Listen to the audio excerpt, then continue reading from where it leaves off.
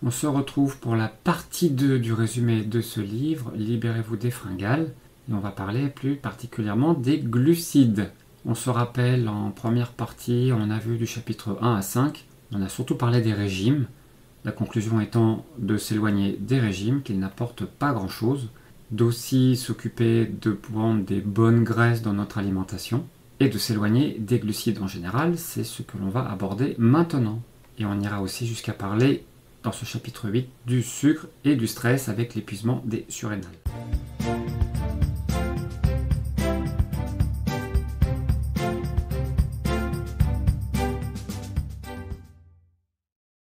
Alors le chapitre 6 nous parle de la dépendance aux glucides. Et on va bien parler de tous les produits sucrés, que ce soit des biscuits, des barres chocolatées, du pain blanc aussi, etc. On nous dit qu'ils sont au mieux sans valeur nutritionnelle, mais dans tous les cas puissamment addictifs. Il faut savoir que l'on peut se défaire progressivement des sucreries en les remplaçant peu à peu par des aliments sains, mais cela peut prendre longtemps. Quelques mots sur le métabolisme du sucre. Le corps ne peut pas gérer la trop grande quantité de glucides raffinés que l'on absorbe dans les biscuits, les sucreries, les pâtisseries, les jus de fruits aussi. En particulier si l'on n'associe pas de grandes quantités de protéines, de fibres ou de graisses en même temps que la prise de ces glucides.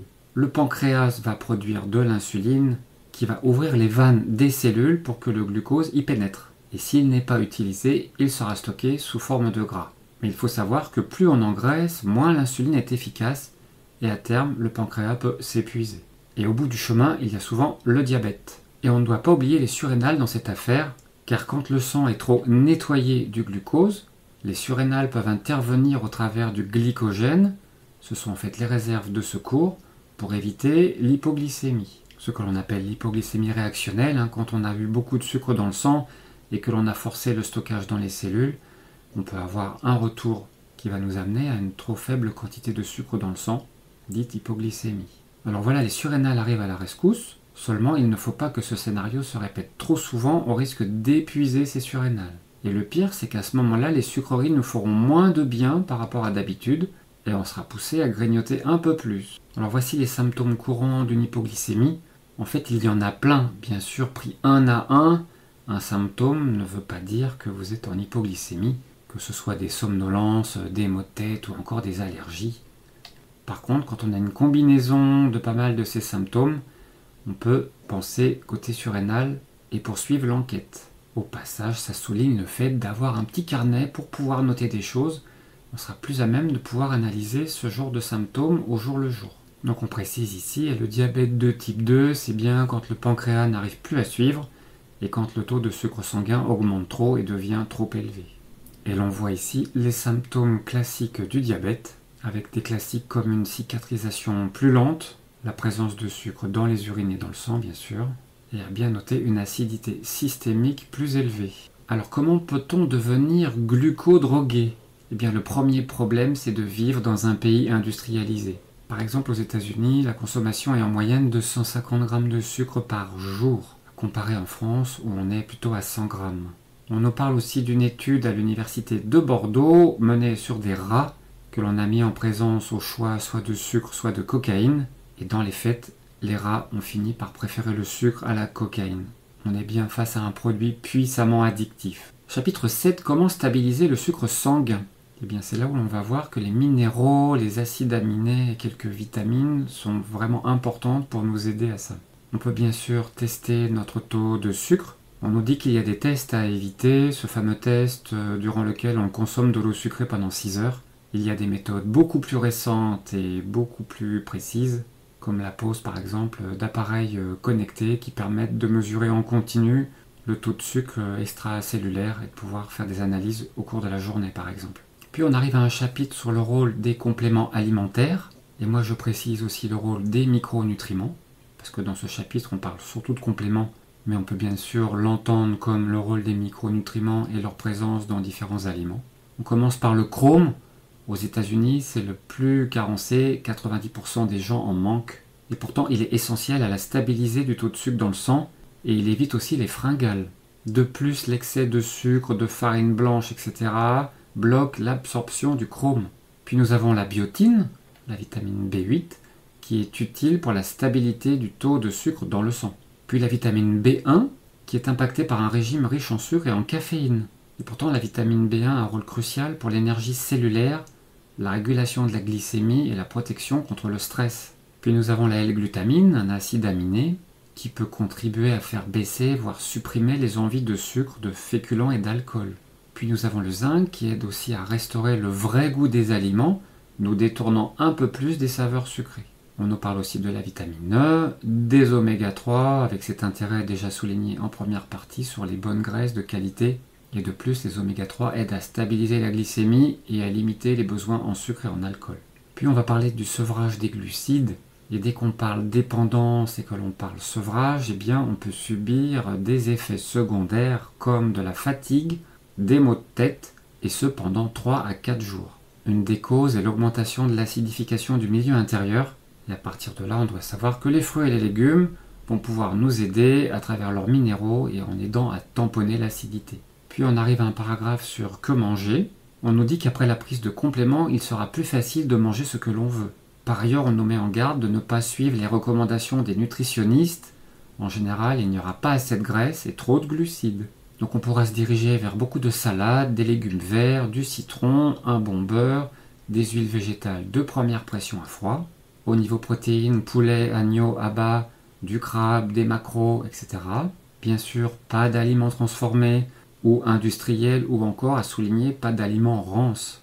Et peu de glucides. Et on nous dit qu'on portera attention aux féculents comme le riz et les pommes de terre, qui peuvent déclencher le retour des fringales.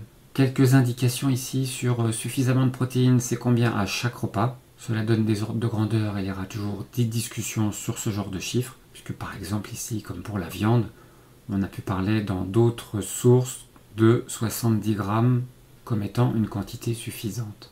Bien sûr, la remarque est évidente, ce genre de tableau ne peut pas s'appliquer à tout le monde. Ça va dépendre des personnes, de leur constitution, de leurs problématiques, de leur hygiène de vie, de leur activité physique dans la journée, etc. Tout à l'heure, on a parlé du glycogène, on va préciser ça maintenant. Quand on absorbe des protéines ou des protéines avec du gras, on va entraîner la sécrétion de glucagon.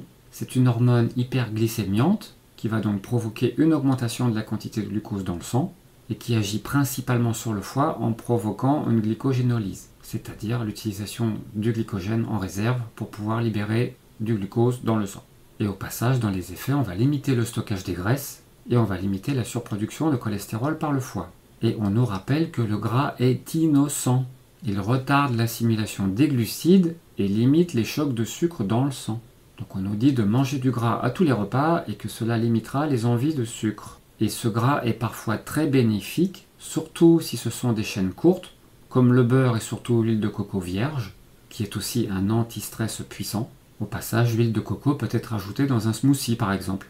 Donc, à propos du gras, on est invité à se détendre et à utiliser de l'huile d'olive, la moelle contenue dans les os, la graisse des rognons, etc. Et on verra dans le chapitre 16 que si on a des envies de gras, c'est une autre problématique. Et on insiste pour dire que les légumes sont essentiels. Donc on résume le plan d'action. Premièrement, contrôler la glycémie. Deuxièmement, pour aider, utiliser des compléments. Troisièmement, manger comme il faut, c'est ne pas sauter de repas, éviter les sucreries, au moins 3 vrais repas par jour, pas plus de 4 heures sans manger, avec par exemple des encas protéinés, et un petit déjeuner copieux. Bon, je fais la parenthèse ici, ce sont les conseils d'une addictologue, qui ne rejoint pas forcément ce que j'ai pu retenir moi de mes différentes approches. Mais voilà, là encore, tout dépend à qui on s'adresse. Si c'est quelqu'un qui est face à des gros problèmes de fringales, eh bien ce sera peut-être une partie des conseils les mieux adaptés pour un certain temps. En quatrième, on nous dit que si on a une fatigue des surrénales, il faut consulter. Puis on pourra réduire les compléments et adapter son alimentation. Chapitre 8, sucre et stress, l'épuisement des surrénales. On nous dit que manger des sucreries peut nous rendre nerveux et irritables. Et on va voir ce mécanisme maintenant. Alors, quelles sont les phases d'épuisement des surrénales? Les substances chimiques sécrétées par les surrénales pour faire face au stress en général sont l'adrénaline et le cortisol. L'adrénaline aide à mobiliser un surcroît d'énergie pour une courte durée, quand un agresseur ou un patron en colère se dirige vers nous par exemple. Et le cortisol nous soutient pour un stress plus long, comme une grippe ou encore un divorce. Et si cet état d'urgence se maintient, d'autres systèmes corporels essaieront de compenser, comme par exemple la thyroïde, qui pourra ralentir son activité hormonale afin d'essayer d'inverser la vapeur. C'est-à-dire, entre autres, ça visera à réduire notre métabolisme. Mais quand ce métabolisme va ralentir, nous serons plus fatigués, nous aurons moins d'énergie pour l'extérieur, et nous pourrons être amenés à grossir. Nous avons aussi la DHEA et d'autres hormones rénales qui peuvent changer de fonction au fur et à mesure que les glandes s'épuisent. Et ça, c'est la première phase de l'épuisement des surrénales. Et faute de repos et de détente, on ne peut pas se rétablir et rebondir.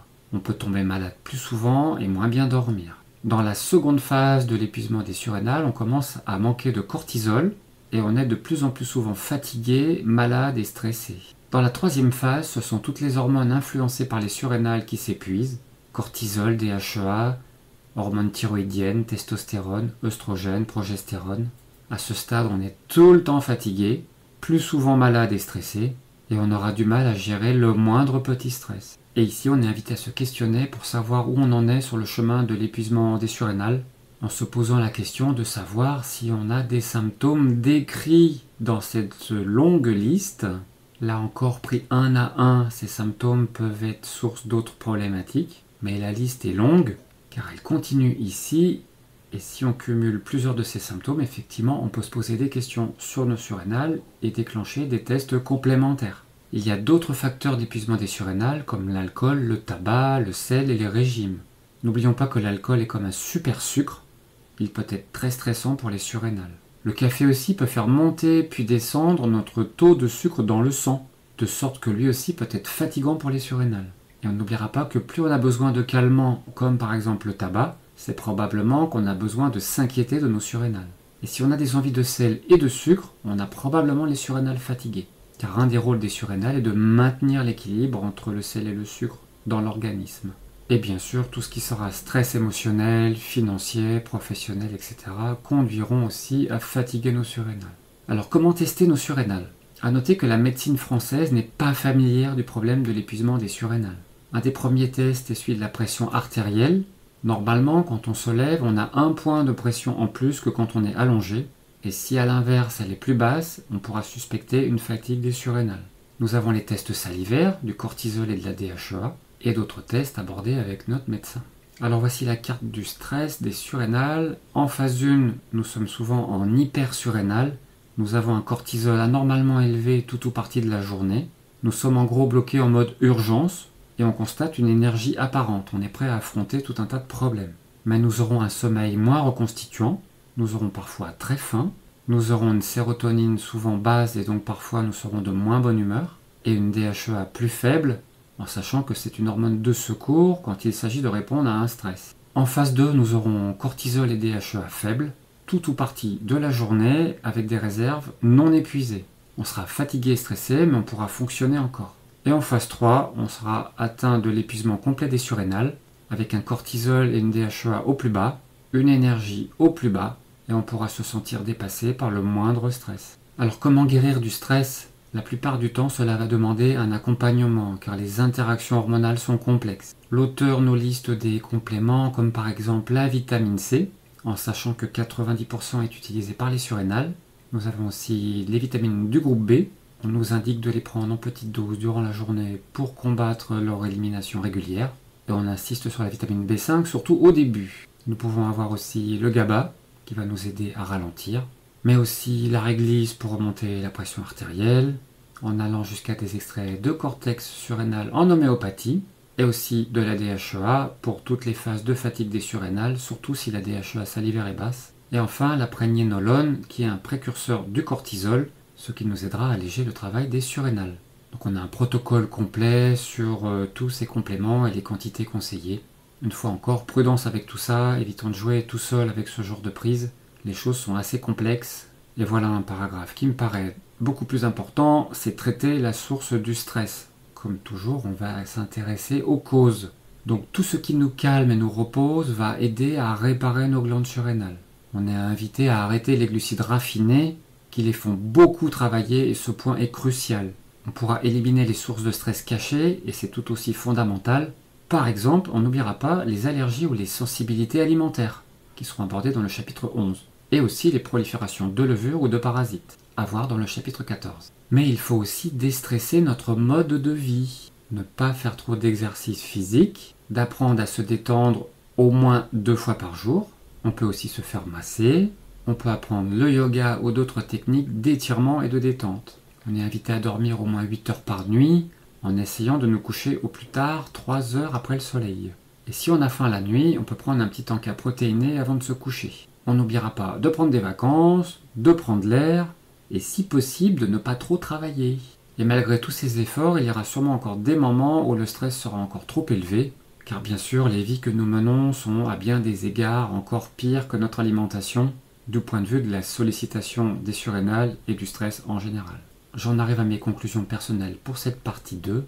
Quand on reparle de l'addiction des produits sucrés plus forte que la cocaïne, on doit bien se mettre en tête du danger de tous ces produits sucrés, y compris les farines, y compris les pâtes. Le livre n'en parle pas, mais nos récepteurs aux cannabinoïdes acceptent volontiers des composants de ces produits et redemandent leur dose quotidienne, d'où ces phénomènes d'addiction. Et on a bien noté que les changements d'habitude peuvent être longs. L'idée sera de rajouter des choses dans l'alimentation, pas de supprimer brutalement les habitudes.